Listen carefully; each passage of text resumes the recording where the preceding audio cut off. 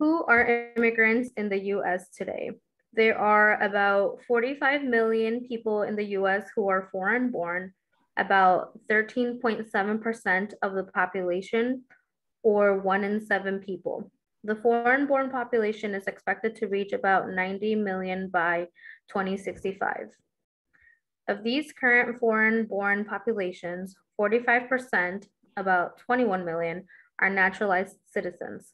27% are lawful permanent residents or LPRs, and about 12 million with the right to live permanently in the US and to work here. 23%, or about 10 million, are undocumented, less than half of whom are Mexican. 5%, about 2 million, are temporary lawful residents, might have like an H-1B visa, which is like a work visa, or something along those lines. US born children of immigrants make up 12% of the nation's population, or 1 in 8. So over 1/4 of the US population is foreign born and their children. Naturalized citizens make up 1 in 10 voters in the US in 2020. Starting in 2010, more Asian immigrants than Hispanic immigrants have arrived annually in the US. As of 2018, the origin of immigrants was 20% Asian, 25% Mexican, 25% other Latin Americans, 13% European Canadians, and 9% from all other regions. In 2018, 73% of immigrants had lived in the US for over 10 years, up from only 56% in 1990. Among immigrants, 17% speak only English at home, 42% speak Spanish, 6% speak Chinese, 5% speak Hindi, 4% speak Tagalog or Filipino, 3% speak Vietnamese, 3% speak French, 2% speak Dravidian, 2% Arabic, and 17% speak other languages, which is less than 2% total. Immigration services are divided between the State Department, Department of Homeland Security, or DHS, and the Department of Justice, or DOJ. The State Department processes many visas for non-immigrant visitors.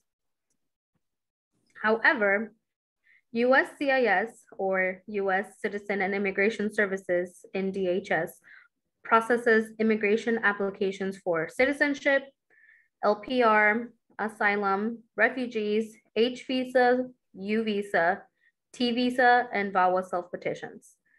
The Executive Office for Immigration Review, EOIR, in the Department of Justice actually adjudicates immigration cases, specifically removal proceedings for detainees and those seeking asylum.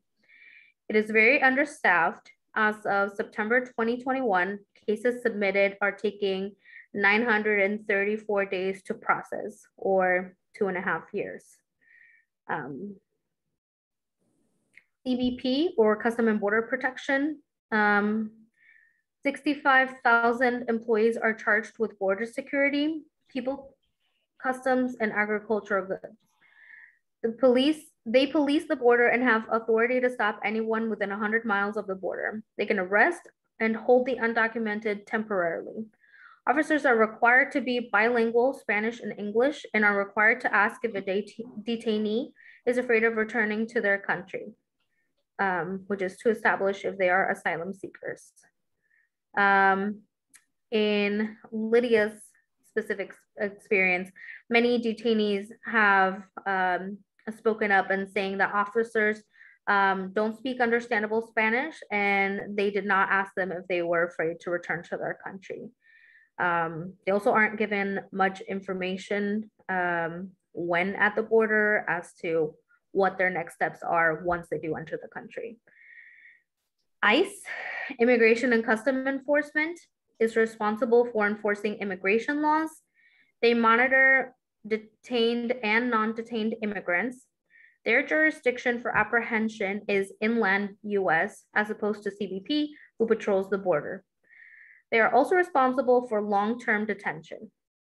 They detain undocumented immigrants who have committed a crime, arrived at the border without a visa and are applying for asylum or refugee status, have an outstanding deportation order on record, or have been deported before, or missing in immigration or missed an immigration hearing date. There's also TSA, which is Transport Security Administration. Their mission is to protect the US transportation system. While TSA employees cannot enforce immigration laws, they can, at their discretion, call an ICE official if they suspect a passenger has violated immigration laws. To be eligible for US citizenship, immigrants must be age 18 or older, have resided in the US for at least 5 years as a lawful permanent resident, or 3 years for those married to a US citizen, and be in good standing with the law, among other requirements. The US government rejects about 11% of applicants. Legal permanent residents, or LPRs, are also called green card holders. The US government issues about 250,000 green cards a year. In 2020, the numbers dropped to less than 78,000. They allow a person to live and work permanently in the US, but not vote. Most LPRs are sponsored by a family member, spouse of a US citizen, unmarried child of a US citizen who is 21 or older, perhaps an employer with a work visa in the US, but this is only for extraordinary talents in sports, art, research, perhaps a physician willing to work in an underserved area, or someone willing to invest at least $1 million and employ at least 10 people. Some become legal permanent residents through refugee or asylee status or other humanitarian parole programs. An asylee asks for asylum inside the US. To be granted asylum, they must demonstrate persecution or fear they will be persecuted due to race, religion, nationality membership, or in a particular social group, like LGBTQ, or political opinion.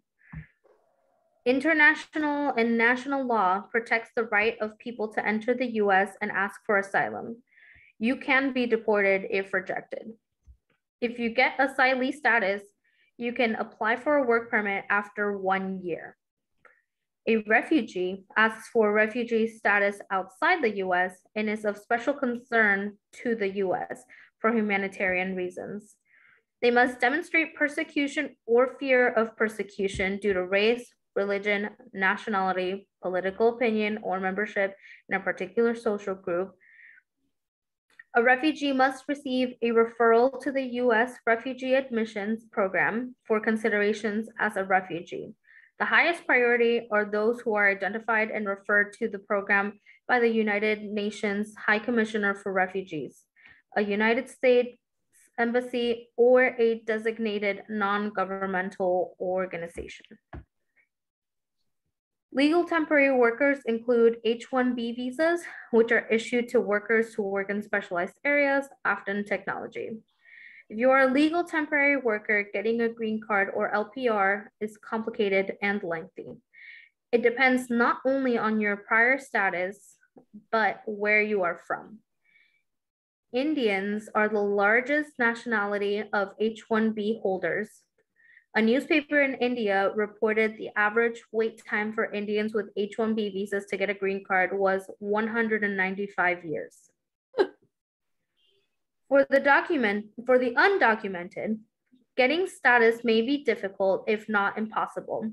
They may be able to be sponsored by a spouse, child, or parent if that person is a USC or LPR.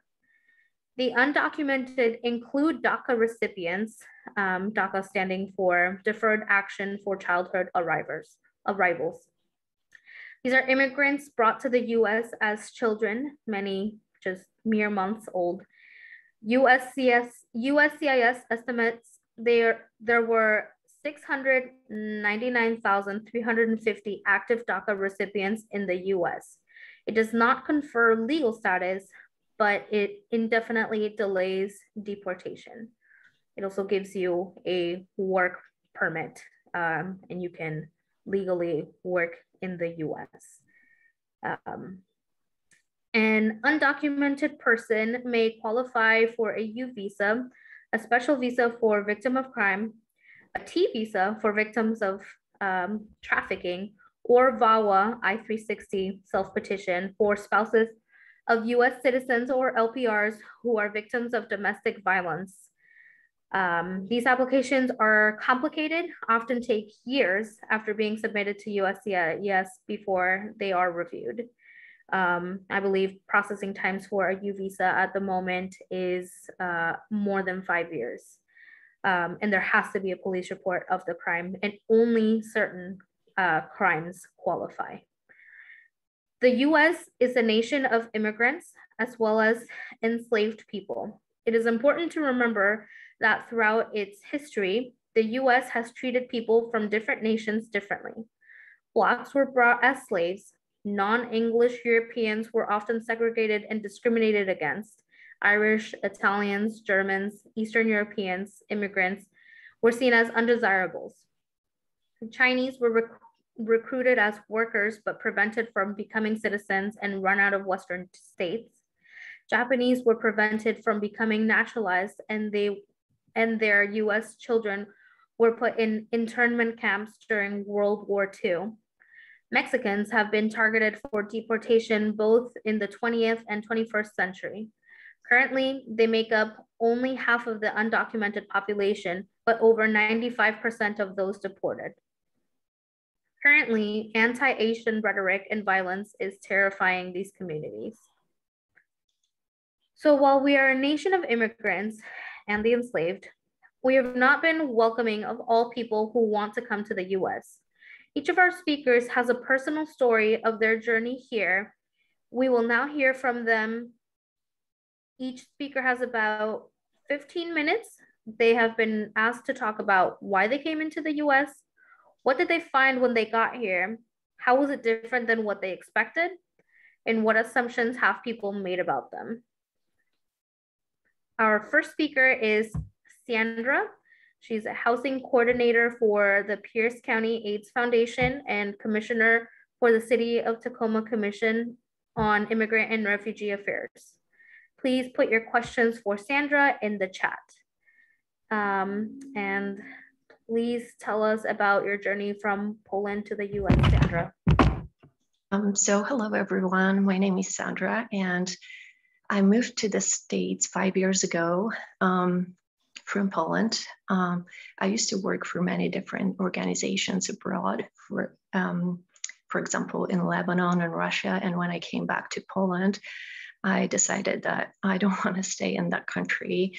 I was looking for another country that I could live in, but was more safe than Lebanon or Russia. And I applied for a green card through a visa lottery. And that's how I gained permanent residency in the United States.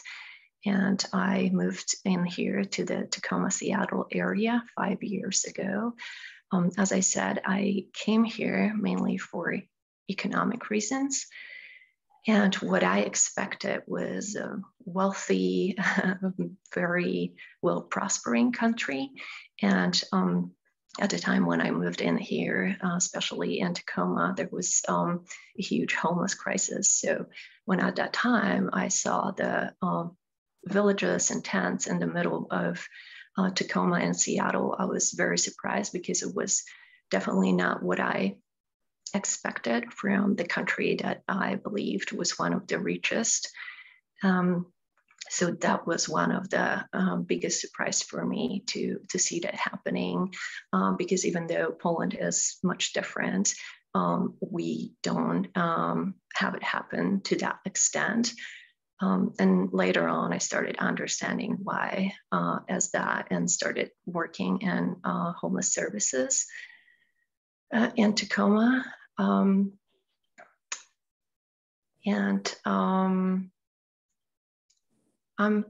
I hold some identities that are privileged because I'm white and European, and I speak English, but also I hold some other identities that may be a target of discrimination. So sometimes it's really hard to tell which one is the one that is being targeted.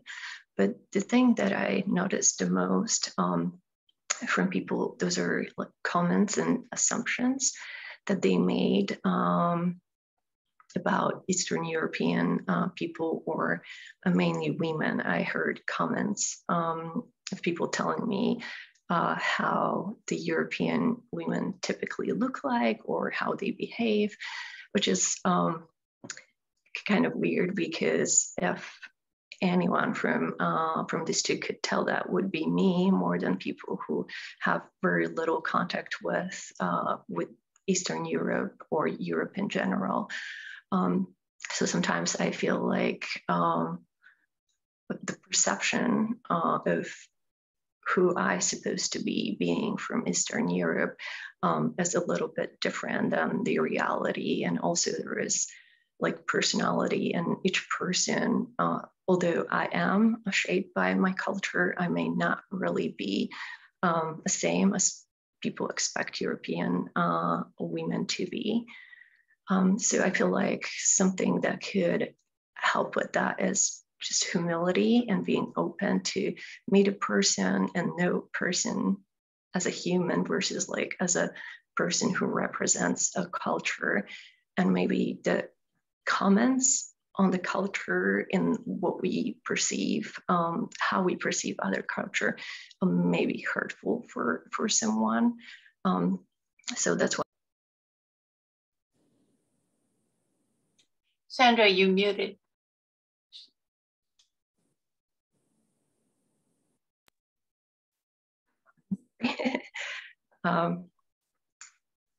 Was I muted for a long time? No, just a sentence or two. Okay, I apologize for that. So basically, that's what I wanted to say. Just I was talking about humility and how important it is when we speak to a person that may be coming from a different country, and like use that relationship to learn more than tell this person how we perceive their culture or what we know about it.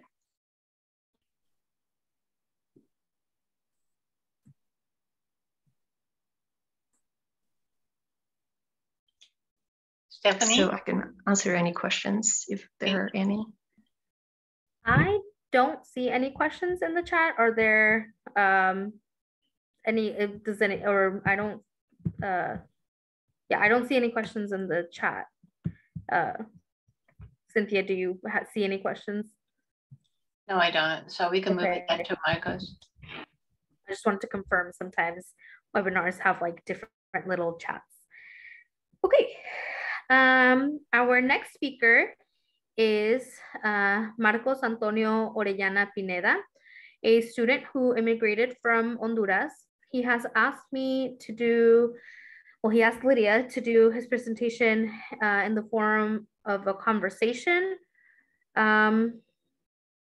So if you have any questions for Marcos in the chat, you can place them there. But yeah.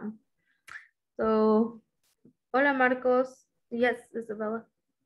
I just had a question. Ivan has had, it's been a long time with Marcos interpreting simultaneously, and I just wanted to see if he wanted my assistance now in switching and interpreting for Marcos if necessary. But if there is no one in the audience, I understand that you speak both languages and you both will be speaking in Spanish.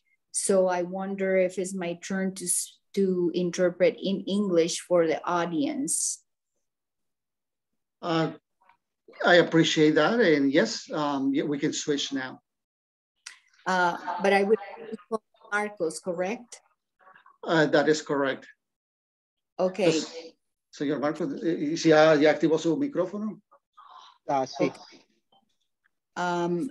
So if the audience gives me a moment, I will be connecting with Marcos here by calling him directly. Is that correct, Ivan?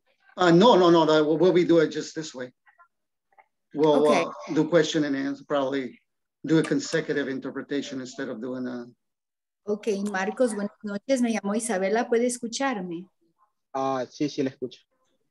Ok, solo voy a pedirle que como la conversación entre ustedes va a ser en español y es su idioma nativo, vamos a tener que tomar pausas cada 2 oraciones o algo así para que yo como intérprete pueda retener e interpretarle a la audiencia en inglés lo que ambos están preguntando y están respondiendo, ¿sí?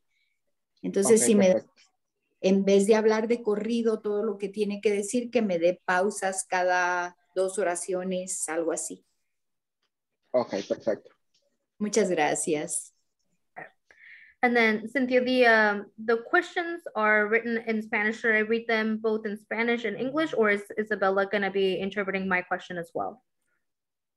I believe I have the questions that you guys were going to share here in my iPhone. So that will be help unless you change something or if you are going to adhere to the questions that are written here. If you like, I can interpret the questions and you can interpret the answers. That's fine. Okay. Okay. Okay. I think we're ready to begin. Muy bien. Hola Marcos, gracias por hablar conmigo. Yo sé que planeabas hablar con Lidia, pero pues Lidia no pudo estar con nosotros. Hello, Marcos. Thank you for speaking with me. I know you were planning on speaking with Lydia, but Lydia's not here with us. Yeah, so tengo entendido que hace poco fue tu cumpleaños. I understand that you just recently celebrated your birthday. Sí, fue ahorita, fue ahorita en septiembre. It was just recently in September. ¿Cuántos años cumpliste? How old are you now?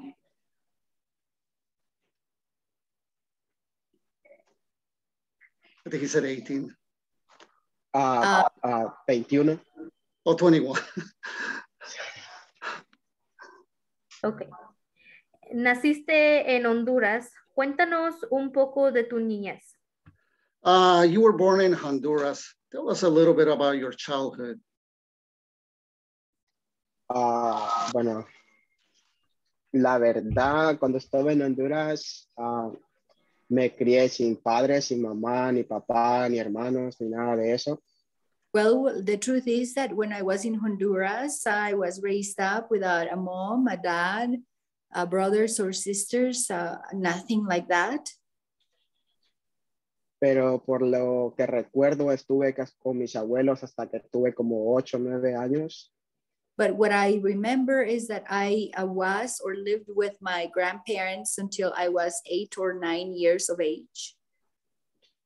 Y luego fue que los pandilleros me reclutaron. And then, you know, I was recruited by the pandilleros. Just one question, Marcos, is there a certain group? Sí, es como la pandilla MS-13. Yeah, the MS-13 group. Entonces, estuve desde los 8 años hasta que dejé el país reclutado por ellos. So I was from 8 years of age until I was able to leave the country, recruited by them. Y no tuve mucha niñez tan buena porque ellos me obligaron a hacer muchas cosas malas. I didn't have a very good childhood because they obligated me to do many bad things. Solo estuve cumpliendo órdenes por toda esa cantidad de años hasta el día de que llegué acá a los Estados Unidos. I was only complying with orders from them until the day that I was able to arrive to the United States. Y mis abuelos una vez quisieron intentar ayudarme a sacarme de esas pandillas, pero lastimosamente no pudieron. And my grandparents, they attempted to get me out of that recruitment, but unfortunately they were not able to. Entonces lo que pasó fue que decidí venirme para acá a lo que me costara y viajé 2 meses en el tren para llegar hasta acá huyendo de la pandilla de ellos.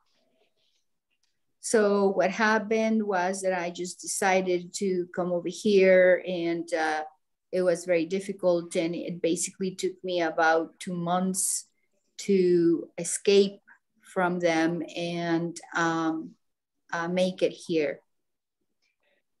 Entonces, esa es la clase de niñez que tuve y no sé si tienen otra pregunta sobre eso porque no sé qué responderles más.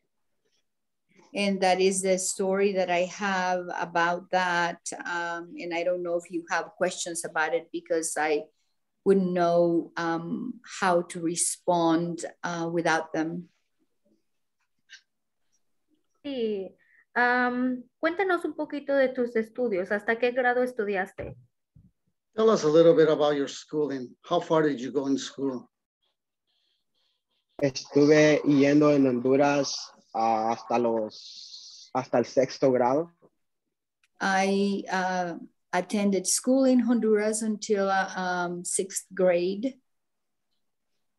Pero cuando llegué a 4º grado hasta 6º, las cosas se complicaron un poco más para mí. El estudio casi ya no me enfocaba mucho por obedecer órdenes de la Mara y andar cosas malas con ellos, obligatorio.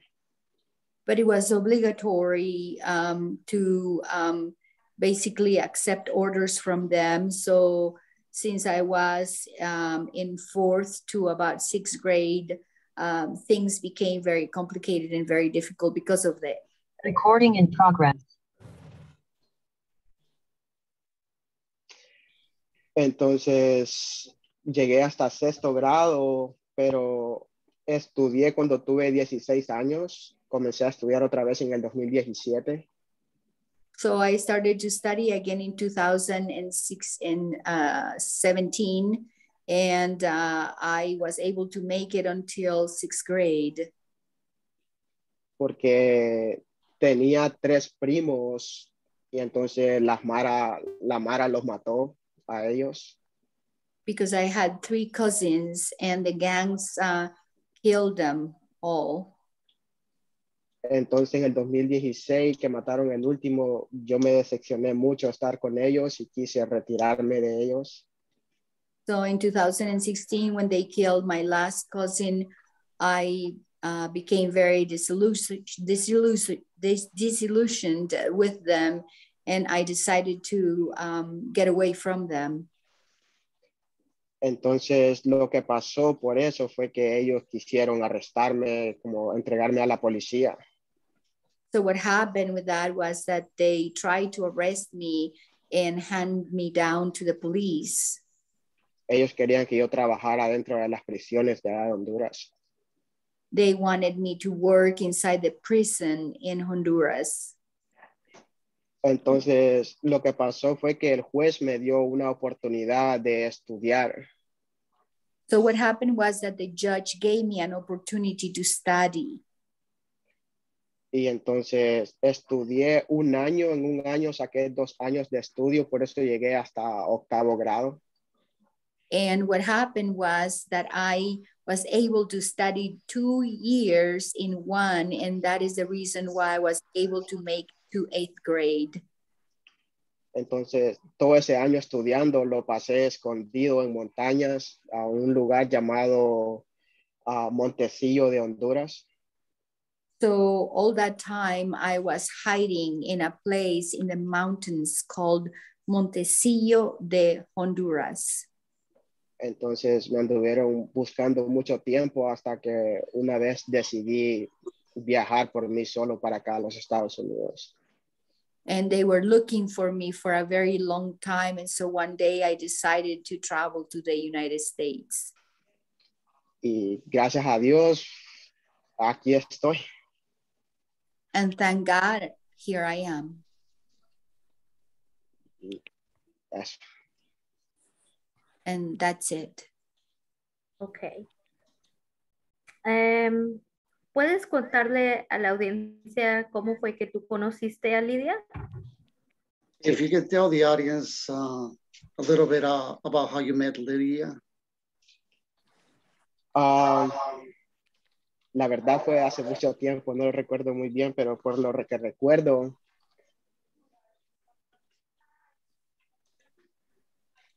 fue que was a long time ago, and I don't exactly remember, but what I remember was that conocí un amigo que conocía a Lidia.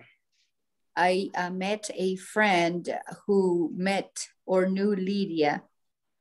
Entonces yo también también me contacté con ella. So I also got in touch with her. Y entonces comencé a hablar con ella. Ella me iba a visitar a la detención de Tacoma. So I started to talk to her, and she used to go visit me to the detention center in Tacoma. Y la verdad que conocerla a ella fue como conocer un ángel en una prisión con quien pudieras hablar y conversar. And the truth is that meeting her was like knowing an angel with whom I could share and talk with. Estuve 2 años allá dentro de la detención. I was there in the detention center for 2 years. Y la verdad que ella fue un gran apoyo para mí. And the truth is that she was a great support for me. Entonces, la verdad, sí, para mí fue como conocerla a ella, fue maravilloso porque fue demasiada ayuda para mí estar allá adentro, porque estar allá adentro es, la verdad, como un infierno. The truth is that to be inside that place is like being in the inferno, in hell, and meeting her was the most marvelous thing for me being there. Y sí, hasta el son de hoy todavía somos muy buenos amigos. And up till today, we are still very good friends. Llegaste al centro de detención cuando cumpliste 18 años, ¿verdad? You arrive at the detention center when you turn 18, right? Yes, yeah, sí. That's true. ¿Dónde estabas antes? Where were you before that? Estuve en una detención en Houston, que no recuerdo muy bien el nombre, pero creo que es Heat West, algo así. I think it's Heat West, and I think I was in the detention center in Houston. I don't remember the name very well. Pero estuve como 1 mes y medio detenido allá en las detenciones de menores. But I was there in the detention center for minors for about a month and a half. No es un centro de detención, pero una cárcel para delincuentes, ¿verdad? Not really, it's not really a detention center, but rather a jail for criminals. Isn't that right? Sí, ellos le llaman albergues para menores. Yes, they call them shelters for minors. ¿Cuántos años tuviste cuando saliste de Honduras y saliste solo? How old were you when you left Honduras? And did you come by yourself? tenía yo 17 años cuando dejé Honduras. I was 17 years of age when I left Honduras. ¿Por qué querías venir a los Estados Unidos? ¿Por qué querías salir de Honduras? Why did you want to come to the U.S.? And why did you want to get out of Honduras? Bueno, la verdad que decidí dejar el país por muchas razones. The truth is that I decided to abandon the country for many reasons. Una, por no tener libertad. One, for not having liberty, freedom. Otra, por no quería seguir órdenes y órdenes malas.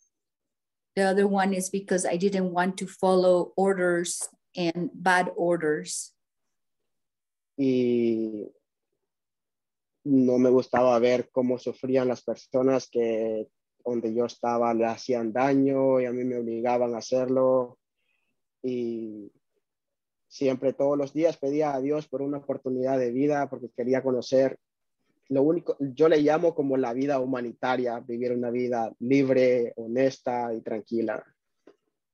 I wanted to really live a humanitarian life, which I call a life that is honest, peaceful, tranquil, and perdón, ¿podrías repetir la primera fase de lo que dijiste? Creo que dijiste, ya me recordé. And I didn't want to continue follow orders. I couldn't deal with the fact that the orders that they were obligating me to do had to do with doing damage to people. And I couldn't deal with the pain and suffering of these people that they were obligating me to do things to. Fue muy difícil cada día amanecer en esa vida y ver a los demás cómo podían ser libres, y la verdad que yo también quería ser libre y siempre busqué una oportunidad para poder salir de ahí. I always tried to find an opportunity to be able to live and depart from there, because I could see how the rest of the people there could live unlike me.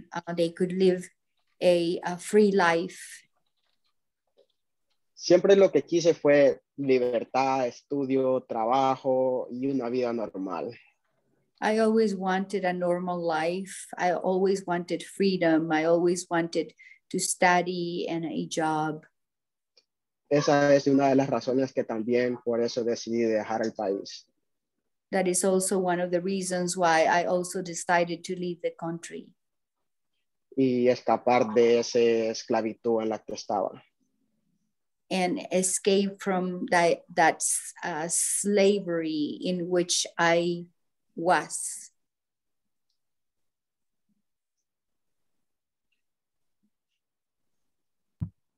¿Qué te pasaría si regresarías a Honduras? What would happen to you if you went back to Honduras?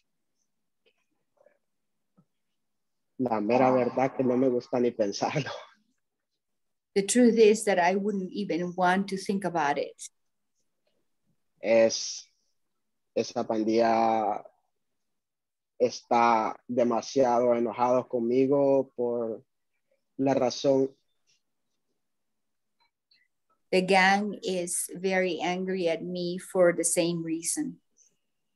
Porque supuestamente en la mente de ellos me criaron, ellos me dieron la mente que tengo, por ellos soy lo que soy. Because supposedly they feel as if I am what I am because of them. I think the way they made me think. There was a little glitch when he said one word. If you all excuse me, I will ask him. Perdón, cuando dijiste una palabra, hubo un pequeño corte en el video y dijiste de que la forma en la que tú piensas y que ellos creen que la forma en que tú piensas y quien tú eres ahora es debido a ellos, pero dijiste otra palabrita más que no la capté, perdón. Oh, y por la razón que ellos piensan eso es porque ellos me entrenaron para muchas cosas, pero para lo que me entrenaron fue solo para cosas malas y algo que no me gusta. Yeah, well, and the reason is because they feel as if they trained me and the only thing that they trained me for was to do bad things. And the truth is, I don't like that. Y yeah, solo eso fue por ahora. And that's about the only thing I can say for now. ¿Puedes contarnos un poquito más de cómo viniste a los Estados Unidos? ¿Como cuánto tiempo duró el viaje? Can you tell us a little more about how is it that you came to the U.S. and how long was your journey? Ya, salí en mayo de Honduras en buses. I left Honduras in May by bus, by various buses. Y luego pagué personas para que me cruzaran Guatemala, la frontera de Guatemala. And then I paid certain people so that they could help me go across the Guatemalan border. Y luego ya cuando estaba para cruzar Honduras a Guatemala, And then when I was ready to cross from Honduras to Guatemala, me quedé sin dinero que traía. I was left out without money, the money that I had with me. Pero fue como que traía a Dios de la mano porque conocí una persona que me ayudó a cruzar todo Guatemala de gratis, todo. But it's almost like God was holding my hand because I met a person in Guatemala that helped me cross Guatemala for free, all Guatemala. Y después él me enseñó dónde tenía que agarrar el tren, solamente tenía que caminar 5 días. And he taught me how to take the train and that I only had to walk for 5 days. Y viajé en el tren como por mes y medio. And I traveled on the train for about a month and a half. Por toda la cantidad de tiempo que viajé, fueron como por 2 meses y unos días más. The total amount of time that I traveled was about 2 months plus some days. En el camino traté de buscar trabajos, pero fue muy difícil encontrar trabajos. I tried to find work in the journey, but it was very difficult to do so. Pero lo que hacía siempre fue estar en las calles, pedir comida o pedir dinero. Siempre, todos los días fue así que estuve viajando. But what I used to do is be on the street, ask for money, ask for food. And it was almost that way all the days, every day that I was traveling. Lo bueno fue que hubieron muy buenas personas que me ayudaron muchísimo en el camino también. But the good thing was that there were so many good people on my way that also helped me a lot. Y cuando me regalaban mucho dinero así y lo guardaba para el camino, de nada servía porque los policías siempre en los retenes me lo quitaban. And when they used to give me a little bit of more money or extra money, I always saved it, but it didn't work anyways because the police that guarded the area used to take it from me. Entonces,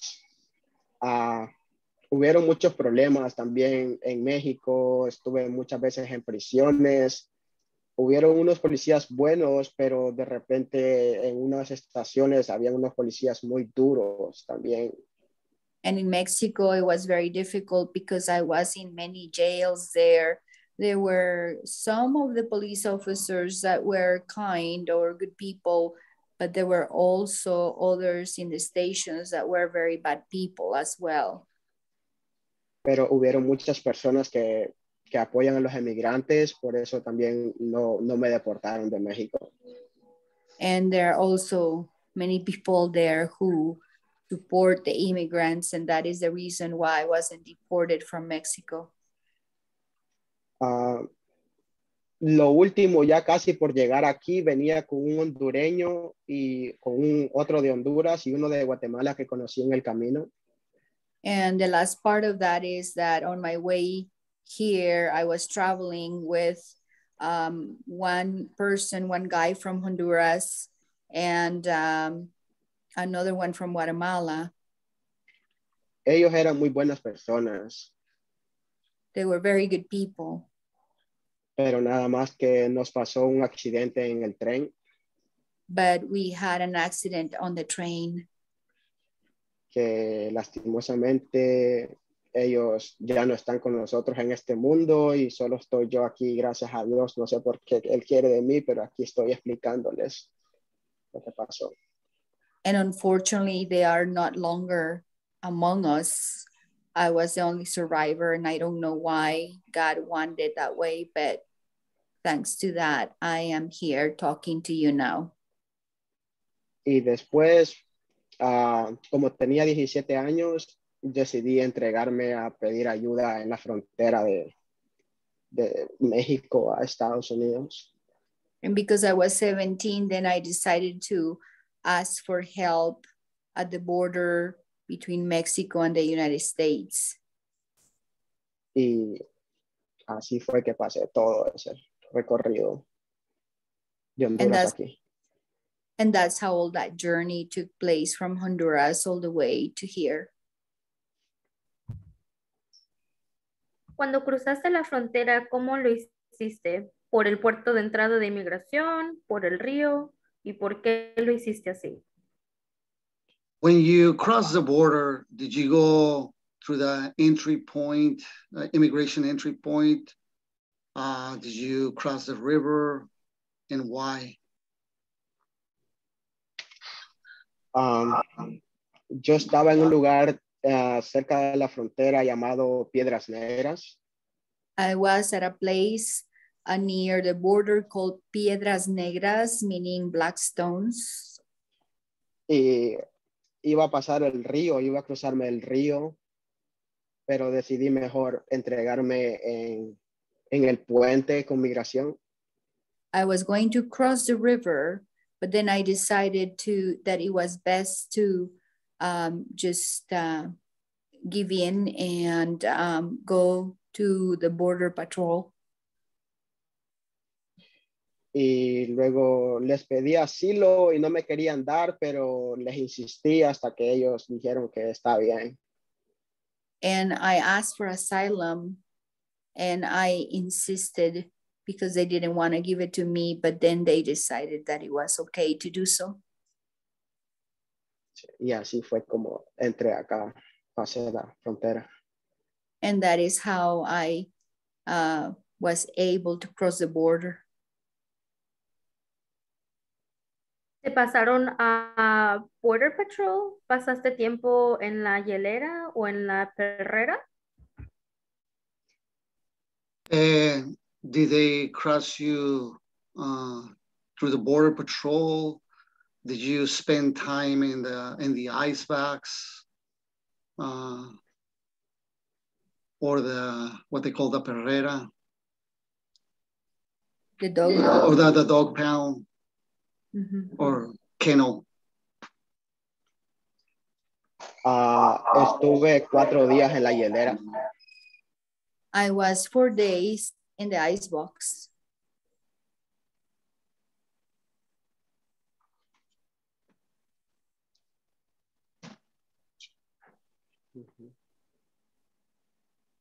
¿Y de ahí te viniste a Washington? And from there you came to Washington? No, de ahí me llevaron a Houston como por un mes, algo así. No, they took me to Houston for about a month or so.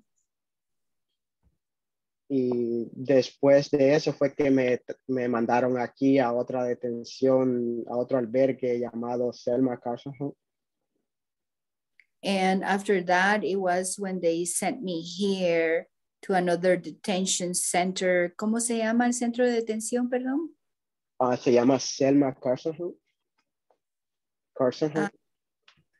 It's like Selmar Carson Home. Selmar Carson Home. Yeah, thank you for the clarification. No worries. Okay. Yes, it is in 5. Thank you, Lucinda. Selma R. Carson Home. Okay. ¿Y cómo fue el centro de detención? And how was the detention center? How was it? La verdad, en las detenciones de menores no estuvo tan malo porque nos alimentaban un poco bien y nos ponían a estudiar y eso, pero las ayudas para poder salir de ahí casi no eran muy buenas. The opportunities or way to get out of there were not very good, but because we were in the detention center for minors, it was not that bad because they would feed us well and they would make sure that we would study.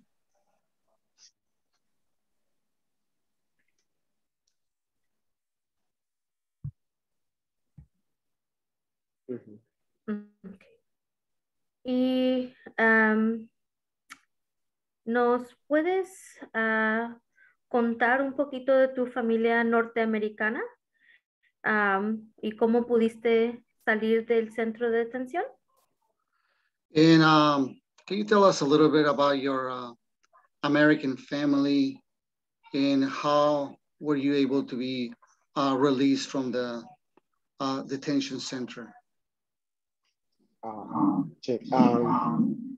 Como los conocí fue que apliqué para una visa llamada visa juvenil. I was able to meet him by applying through a type of visa that is called juvenile visa or visa for juveniles. Y por esa visa fue que pude conocer a estos americanos que me adoptaron. And through that visa was the reason why I was able to meet these American people who were able to adopt me. Pero esa no fue por la razón que salí. Ellos me dieron eso, pero no fue la verdad por la razón que salí. They were able to provide that for me. That was not the reason why I was able to get out of there. Antes de salir de ahí, un mes antes, los mismos prisioneros me quisieron asesinar allá adentro. About a month before I was able to get out of there, the same prisoners were tried to assassinate me before I was able to leave that place. Y cuando yo les dije que ellos tenían serios problemas conmigo porque no me supieron cuidar de daños que ellos pueden causar, entonces dijeron que me quedara callado y que mejor me iban a dejar libre. And when I told them or reported that due to them not being able to care for my safety, this situation had happened to me, they asked me that it was best to stay silent, and that basically helped me or allowed me to get out of there. Tengo una cicatriz que estuvo cerca del corazón. I have a scar that it was very close to my heart.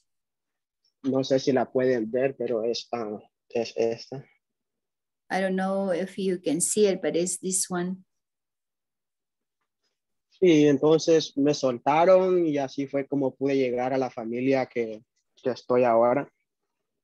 So they released me, and that's how I was able to get to the family with whom I am now. Y salí el año pasado de la detención. And I was able to leave the detention center last year. Y estuve con esta familia hasta ahorita que cumplí los 21. And I was with this family until I turned 21. Y para qué, ellos son una hermosa familia y muy buenas personas, fueron muy buenas personas conmigo. And what can I say? They have been beautiful people, wonderful family, and very good to me.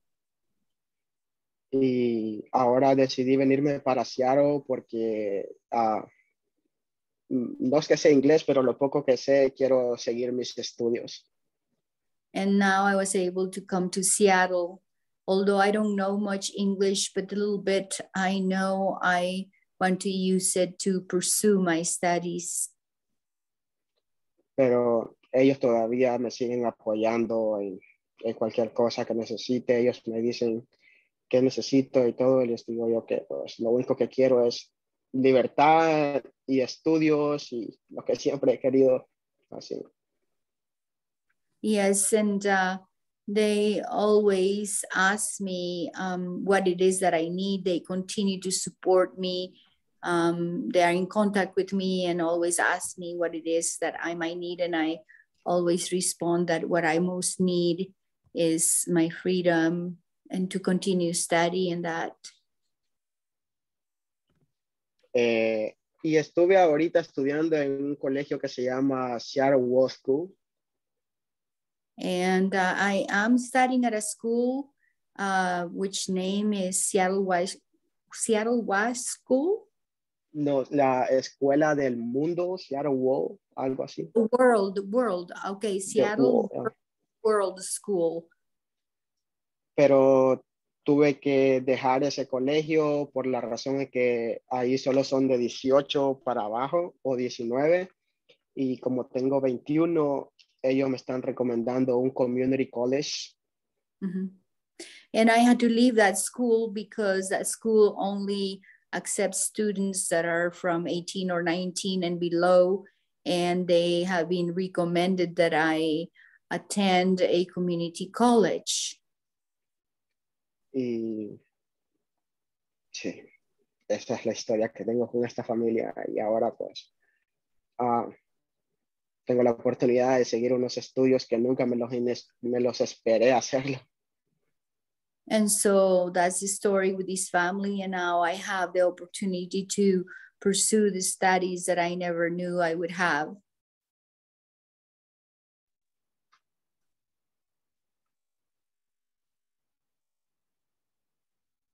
Stephanie, you muted. Yeah, sorry, I was dealing with something here. Yes, so última pregunta. ¿Qué quisieras decirle a las personas que te están escuchando ahorita sobre inmigración, detención, las políticas de inmigración? ¿Qué quisieras decir? Yeah, the people who are listening, and what do you want to tell them about detention, immigration, about the politics of immigration, the policies that they have? La verdad, no estoy muy contento con lo que ellos hacen allá adentro con las personas. The truth is that I am not very happy with what they do with the people inside these detention centers. Porque los maltratan, no los respetan. Because they treat them badly, they do not respect them. Y cuando una persona insiste en algo, ellos es como que nadie esté hablando con ellos. And when someone insists on something, it's as if you are not being heard or basically talking to the walls per se. Y cuando ellos lo que hacen es enfadar a aquella persona y cuando aquella persona ya sube la voz, lo que hacen es castigarlos y meterlos en un cuarto sin ver el sol por 1-2 semanas. And what they do is that they escalate the situation as to purposely make the person angry. And when that person basically reacts, what they do is that they place them in a dark room where they are not even able to see the sun for 2 weeks or so. En la detención de Tacoma, ellos se pasan con las personas, son demasiado injustas porque los ponen a trabajar 5, 6, hasta 7 horas por $1. In the detention center in Tacoma, they're very unjust because they put them to work for 7, even up to 8 hours for $1. Y maltratan a las personas, quieren que todas las personas hagan el trabajo hasta lo más que se pueda bien. Y las personas lo hacen y ellos se comportan como que si las personas no lo hicieran y lo que hacen es regañar a las personas. They mistreat people and, people do their work and they mistreat them anyway and they treat them as if the people don't do their job, although they comply with their duties. Las clínicas, ¿para qué? La verdad que supuestamente tienen una clínica, pero es clínica solamente como para ir a conversar porque no te ayudan para nada. Es como que lo único que te dicen es bebe agua y si andas de suerte te pueden dar unos ibuprofeno. The clinics that they have there, basically, they're not, one could even call them a clinic. They're basically these places where you just go and talk to people and they advise you, well, drink lots of water, and you're lucky if they provide you with a couple of ibuprofens. Ya, y así como yo llegué al centro de detención, me dieron una primera corte como hasta los 2 meses. Like in my case, when I first arrived at the detention center, I didn't have a court here until like 2 months after. Y yo pienso que esa es otra de las cosas injustas, que tengan a una persona tanto tiempo esperando, que te den una corte en 2 meses para que te digan, vas a tener la primera corte de aquí a 6 meses. Eso es como una demasiada injusticia que hacen. I think there is too much injustice to wait 2 months for a hearing and then you go after the 2 months and then when you go they tell you that you have to still wait 6 months to have another hearing, and I think that is just a great injustice.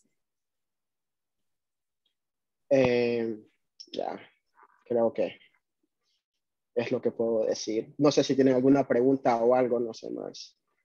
And that I think that that's what I can say. I don't know if anyone has any questions or if I should say more. Hay una pregunta de la audiencia. Ellos quisieran saber qué fue lo que te dio esperanza durante tu viaje aquí a los Estados Unidos. I do have a question from the audience. They would like to know what gave you hope during your journey here to the U.S. Lo que me daba esperanza es porque yo sabía que venía de la mano de Dios, porque le pedí un deseo a él. What gave me hope was to know that it came from God's hand because I would pray and ask him. Solo quería conocer la vida, como quiero ir al tal lado, quiero comer esto ahora, o voy a trabajar allá, o voy a tal lado, me voy de vacaciones, o conocer la verdadera vida.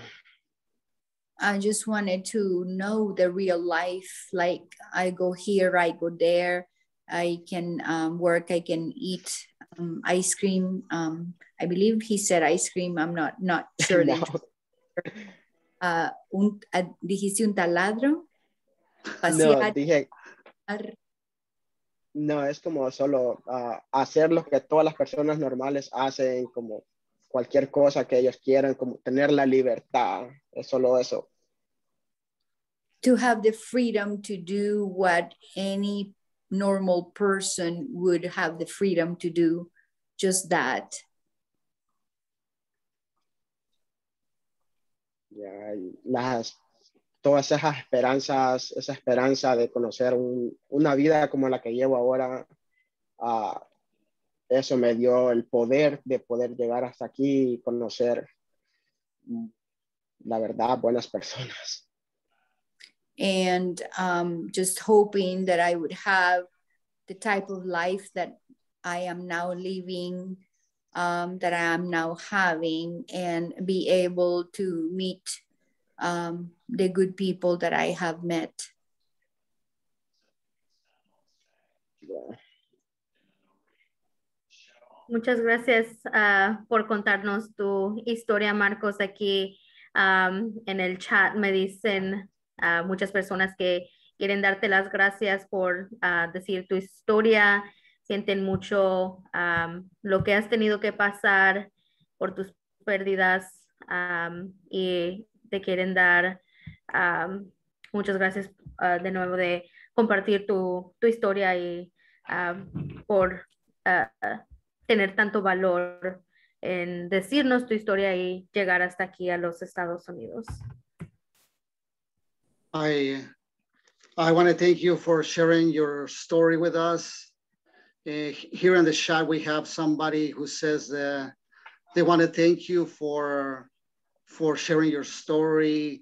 They feel sorry for all that you have gone through, for all your losses, and they want to thank you for sharing your story and for having such courage to tell us your story and to come here to the U.S.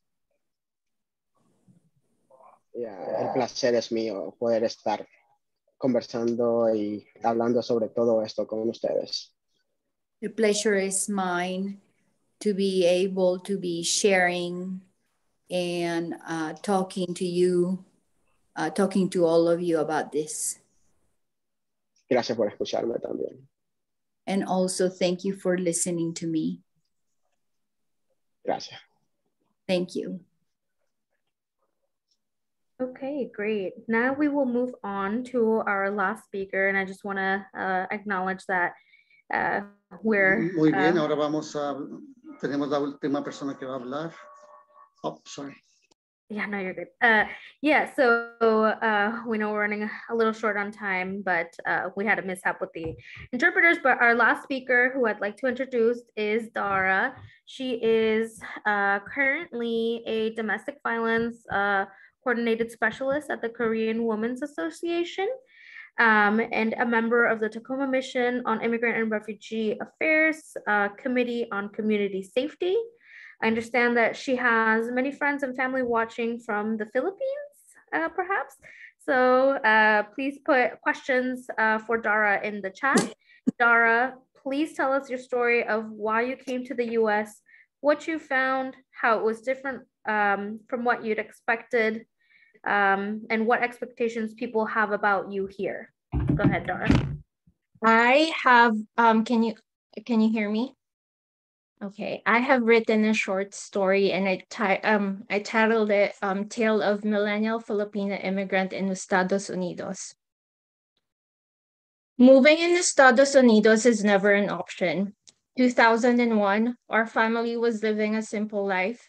My sister was just born and my family just owned this tiny 2-bedroom house in the province of Cavite, which is an hour away from Manila. My parents were both high school teachers. I just started kindergarten. Life was indeed in the peak of tranquility, so I thought. That's when an inevitable change occurred. October 2001, when I witnessed my father, Polaris, died in front of me. He was hit by a 10-wheeler truck in the local highway of our province. As a 4-year-old at that time, I can fully remember all the details of gruesome death of my father that I won't mention in this speech. I know I was too young to even comprehending what is happening, but why am I telling you this? After he died, my mother instantly became single parent, grieving from the loss of her husband. My mother was also discombobulated on how to raise 3 young kids. I was 4, my sister was a month old, and my brother was 2 years old. And discombobulated with the single income of a teacher in the Philippines. At that young age, I become aware that life is too precious and short, and I must help my mother in raising my 2 younger siblings. Growing up in a third world country without financial stability was very difficult. Life was becoming tougher for a single mother of 3. With the help of my auntie and uncle in Washington State, we decided that it's only practical to migrate here in America. The best option for my mother was to switch careers from teaching to nursing because at that time, US was hiring a ton of foreigners to work for their hospitals. My mother wanted to take the opportunity of quote-unquote better life America was promising. My mother went back to school, then would tutor some middle school children to make ends meet, while my relatives in Washington here pay for our tuition, send money for us to eat. I remember my siblings and I did not have latest toys or gadgets, so we would put together makeshift toys from recyclable materials, also sell empty bottles and newspaper in junkyard, or would sing Christmas carol to earn money to have some good toys and good food to eat. We would also recycle books and walk to and from school to save up money.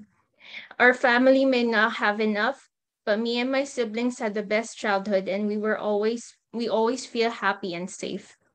My mother made sure that we stick together through thick and thin. Fast forward 2016, I thought I was doing great. I was a scholar in a local university of our province. I was in junior year in college studying to be a special education teacher in the Philippines. I was excited to be a teacher for children with hearing impairments. I was also busy with our college cheer squad, president of our program, facilitator of foreign exchange student tours, and choreographer. I had great friends and goals to achieve, like what could I ask for? I purposely forgotten about the immigration because I was loving the life I had and the life I was building in my country. Migration is in the back of my mind. Then it finally happened. After 15 years of processing, waiting, me, my mother, and siblings heard the sweet approval of US Embassy for green card and to migrate. I was sad. I was happy. I was angry. I had to leave my dreams, great memories, friends, and our dog of 10 years. I had to leave my home. Maybe our dad wanted to have this great chance. The 15 years of anticipation was simplified to a month and a few suitcases in preparation to leave everything behind. Estados Unidos and its American dream. Most Filipinos view US as this powerful first world country that provides opportunities and has an easier way to achieve the better life. For a struggling family, who is going to say no to that? Being heartbroken of leaving my home, I fully embraced that plane ride to Estados Unidos with hopefulness, looking forward to the grandiose uncertainty that this country offers. But what does American dream entails? I mean, those sugar-coated expectations were not even close to reality. No one really mentioned about building credit to get into an apartment or to have a car or learn how to drive despite of the fear of highways. No one prepares you for the everyday confusion. Like, for example, you must choose Pacific Islander or Asian or Spanish as your ethnicity or race in those online applications. No one warns you about going to going into severe depression and anxiety, slowly losing your self-worth, or identity in order to survive and fit in. No one ever gave me a heads up that you will be constantly labeled, underestimated by the majority that doesn't know your capabilities and strength. No one really said about it's excruciating to fight your spot in a country that oppresses poor, people of color, immigrants, and women. I was so optimistic to continue my dream to become a teacher. I got a job in Puyallup School District as a paraeducator and avid tutor in my first year as an immigrant. The purpose is to gain experience and eventually go back to school to be qualified as a teacher. No one gave notice that there is underlying microaggression and subtle racist comments that you will be facing, like simply pronouncing your name right. They call you Dara instead of Dara, or being sexually harassed by high school students because they had mistaken you as another student, even though your badge says you're an employee. Or those condescending comments about, oh, I'm surprised that fish don't smell, talking about the lunch you got. Or Caucasian employees have strong opinions about Philippines, which they never been to. Or, afraid of going on casual stroll because you're scared to be raped or taken by sex trafficking, which, by the way, I normally used to walk in the Philippines. I really did not pay attention. I was focused on surviving and adapting in Estados Unidos. As most new immigrants, I remained quiet and do what I was supposed to do. Obtaining my education is truly important to me. The second year as an immigrant felt slightly better. With the help of financial aid, I was able to go back to school to finish my teaching degree at Highland College. I took their bachelor's program for teaching and early learning. I got excited to continue my passion. I was also happy to relate and to be connected with other immigrants and people of color trying to pursue their dreams to finish education. Diversity felt home for me. The courses I have taken started to integrate social justice and its application in educational system. Trying to battle depression and homesickness, I honestly was confused at first about why college is teaching me all of this because I could not comprehend the meaning of identity and oppression before. I was hyper-focused on surviving and graduating. Gradually, I eventually become aware of the disparity we have in this country and how it affects the young generation. I learned about preschool to prison pipeline, labels, and stereotypes. I was doubting myself. I did not think I was not the right fit to be the teacher and relate to my future students. I constantly questioned my existence. How can I make an impact with these children if I don't know where I stand in this Estados Unidos? Third year, I was on track for graduating. Highland College credited my college courses in the Philippines. Still going to school while doing a paid internship in a small Montessori school in Federal Way. On top of that, I was in a romantic relationship with this service member. We eventually got married because I thought we were in love. In my head, like, okay, is this what they called American dream? I felt lucky. I felt that I was on top of the world with this idealistic facade American dream I was in. But something was not right. No one ever said about the quote unquote submission of women to their husband is mandatory and Asian women being hypersexualized by men, particularly white military men. I had to endure comments and jokes from his peers about my ethnicity and culture. Like, did you get married to get a citizenship? Or, oh, you're the usual couple pertaining to the military dude marrying an Asian girl equates to mail to order bride. I still kept my mouth shut because I thought those jokes did not mean anything. Combating my existence in Estados Unidos, I have experienced domestic violence behind closed doors with my now ex-spouse. With the emotional, financial, physical, and sexual abuse, there were moments I was losing my identity to be able to maintain our marriage. There were degrading remarks he used to say like, do you have a bathroom in the Philippines? Do you eat dog in the Philippines? And my favorite one, I have conquered you twice because I have Spanish blood and I am in the US military, pertaining to the Philippine history of being colonized by Spain and United States. He was also mocking the way I speak in English and mocking my family's accent, or telling me I have to be more Americanized by stop cooking and eating Filipino food or to shave, because girls here do that. Then proceeded to say, oh, it's just a joke, you know, how we are in the military, trying to dismiss his abusive behavior. Why does the men that were trained to serve and protect proceeds to terrorize their loved ones when they get home? I wanted to have a peaceful life, a peaceful home. It did not make sense to me. I remained quiet and stayed low until I graduated my bachelor's. I told myself, I may not have enough, but this degree can help me with jobs here in the Estados Unidos. Save up, then leave. Eventually, I reached my breaking point after being sexually assaulted by my husband. I reported and filed protection order. I left and chose myself, my sanity and safety over power and control. The pandemic was eye-opening to me.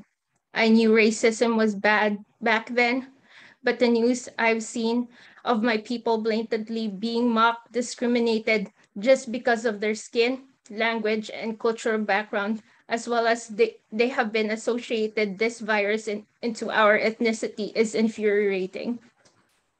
It also broke my heart when I learned about the mass shooting in Atlanta this year, killing 8 people. Many of them are women of Asian descent. Why these people, perpetrator, feel entitled to take my people's lives? These were somebody's sisters, mothers, breadwinners of their family. I don't fully grasp the concept of hurting somebody just because they feel very privileged. The more and more I become aware, the more I get disgusted about this racist, misogynistic, sexist, and everything oppressive mindset that is embedded with the majority. And I can't put everything in one speech. It's difficult to concise all those years of racism into 15 minutes. Despite of everything I've been through, I am grateful for the adversity life have put me through and prepared and honed me to relate and serve others. This is my 5th year in Estados Unidos. I have switched careers from teaching to social work. I have been working as a domestic violence advocate for more than 1 year now at Korean Women's Association, and currently the domestic violence coordinated entry specialist. I directly work with women, children, and their families attempting to flee and fled intimate partner violence. I also had a great chance to collaborate and network with the community partners here in Pierce County. I am lucky I met good, like-minded people.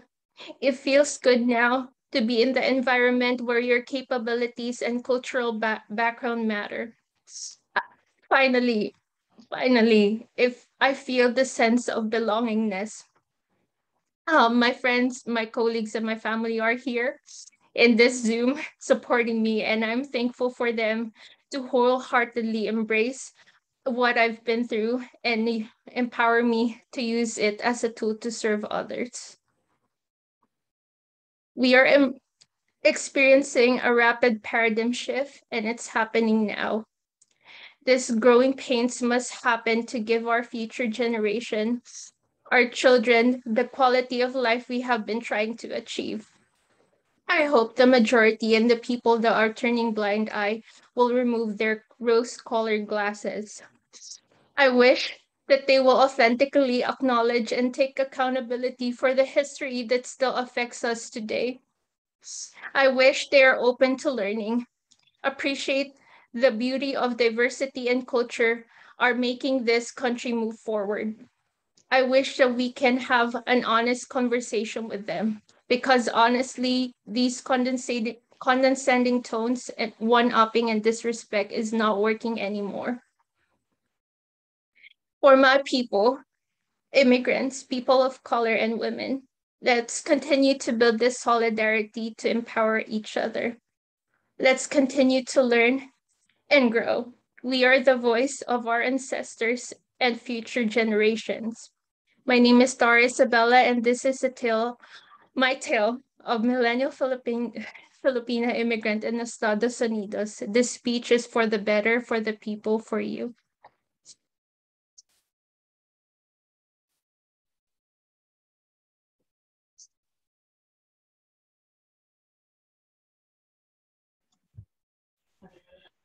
Thank you so much for sharing, Dara. I think you can see in the chat just the overwhelming amount of support. I'm trying to consolidate myself too, so I'm just reading the chat now. No, girl, you're fine. You take your time. I don't see a question so far. So if anyone does have a question, feel free to type it in the chat. But thank you for sharing, Dara, and yes, just overwhelming amount of support from all of our participants here. Just, you know, very, very moved by your story, and they all want to thank you for sharing. And you know, sharing your story is always a little bit scary. You don't really know how it will be received, but I think it's just receiving an incredible amount of support.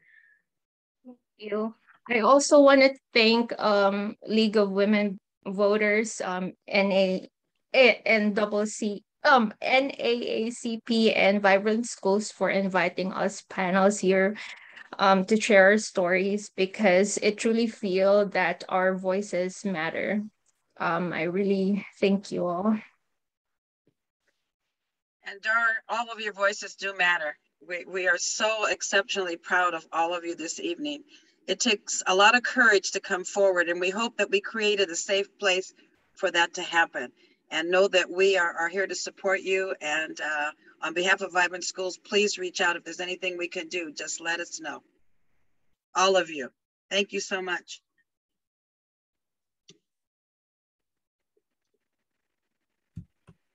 Yeah, if there are no other questions, I think just to close, we want to thank all three of our speakers, Sandra, Marcos, Dara, just for their time, their stories, their courage, their wisdom. And we want to also thank our co-sponsors, League of Women Voters of Tacoma-Pierce County, Vibrant Schools, and the NAACP of Tacoma, and the audience for listening and your questions to all our speakers. And Stephanie, thank you for moderating. So appreciated you. Thank you so much. Yes, so much. My pleasure. Yes. Yes. And audience, please, if you take the time, if there's any reflections, any information you'd like to share, please put it in the chat room. We will be reading those comments. And again, thank you all for being here. And know that we will be doing the last of our series on November 17th.